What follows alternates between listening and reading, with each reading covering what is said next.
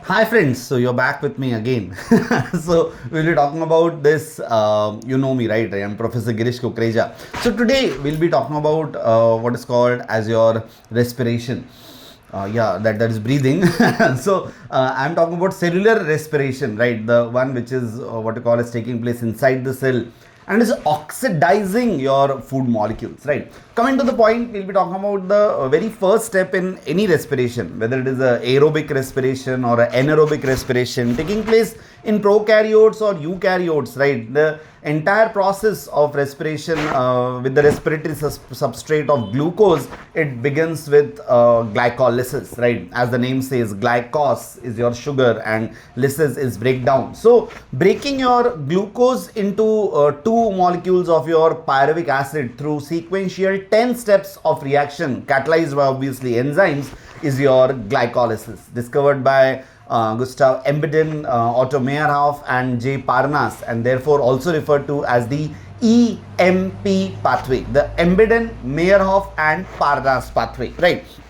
I'll not be talking about much details about the pathway. We'll be only seeing the 10 steps. Maybe we'll meet soon again to discuss about what exactly is happening in this particular glycolysis. So my today's video is only about remembering these 10 steps of glycolysis of converting your glucose into pyruvic acid. Okay, so start with glucose. You have an enzyme called as hexokinase which is going to convert your this glucose into glucose 6 phosphate with the concomitant hydrolysis of ATP. Obviously ATP is going to be a phosphate donor, so ATP will donate a phosphate and will become ADP, and you will have glucose 6 phosphate which will be isomerized to form fructose 6 phosphate. This will be again phosphorylated by ATP. So ATP will be converted into ADP, one more phosphate added, it will be fructose 1,6 bisphosphate. This big molecule now, the really big one, fructose 1,6 bisphosphate, right? So it will be broken down to two triose phosphates, two molecules of 3 carbon each. So you have a formation of a triose phosphate, that is glyceraldehyde 3 phosphate, or also called as phosphoglyceraldehyde. Yeah, a 3 carbon molecule. Then you have a dihydroxyacetone phosphate. So both are 3 now. You have to handle these two. So to make it more simple, Cell thinks that let us convert this DHAP, the dihydroxyacetone phosphate, into your phosphoglyceraldehyde or glyceraldehyde 3 phosphate. So ultimately you have 2 molecules. So now you have 2 molecules of glyceraldehyde 3 phosphate or phosphoglyceraldehyde. This is now oxidized. Yeah, the step we all were waiting for, because we told that is going to be a partial oxidation. So here it goes. So NAD will be coming as a electron or a hydrogen acceptor, where your NAD will be converted to NADH and H+.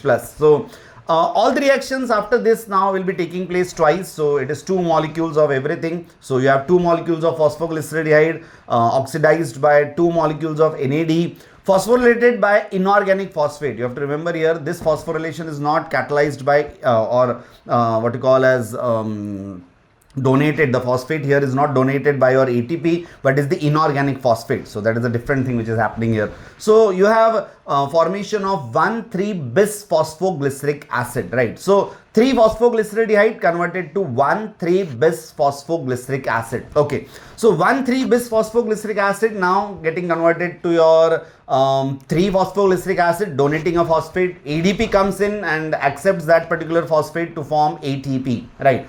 So you have 2 ATPs now, right? So starting from 1 glucose, you had these 2 molecules, and therefore the reaction is 1, but then it takes place twice. So it is 2 molecules of ATP. Everything is happening twice now.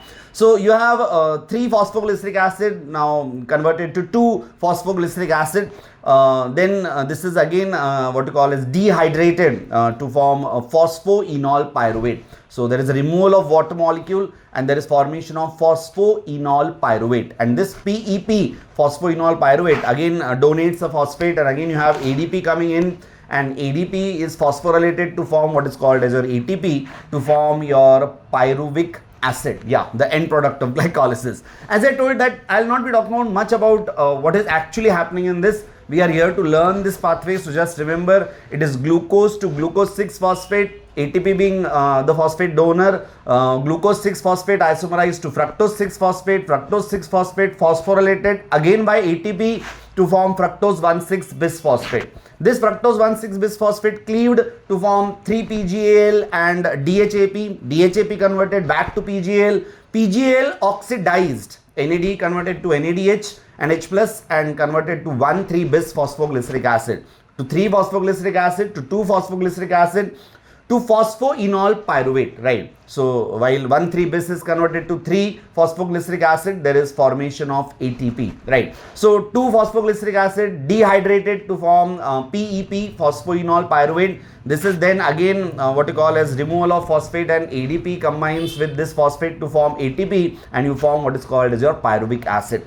So from one molecule of glucose, you have 2 molecules of NADH and H plus.